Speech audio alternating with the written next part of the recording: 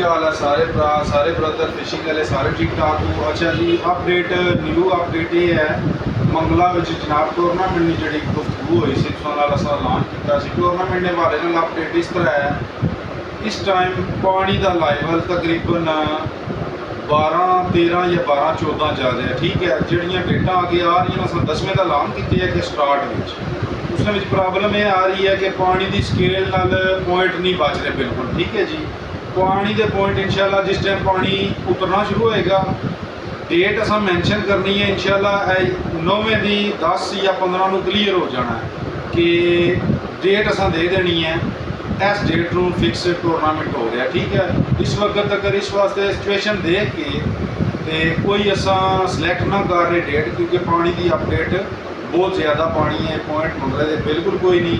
तो बाकी अल्लाह ताला खैर रखे इंशाल्लाह ताला टूर्नामेंट भी होएगा इंजॉय भी होएगा मज़ा आएगा इंशाल्लाह और मौसम भी माशाल्लाह और अच्छा हो जाएगा। अगर 10वें दे एंड च ना होया तो 11वां भी है लेकिन इंशाल्लाह असा पूरी कोशिश कर रहे हैं कि भरा आवन तो किसी की ट्रबल ना हो।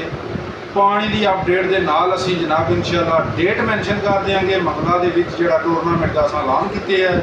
अल्लाह पाक खैर रखे अल्लाह ताला सारे खुश खुरम रखे।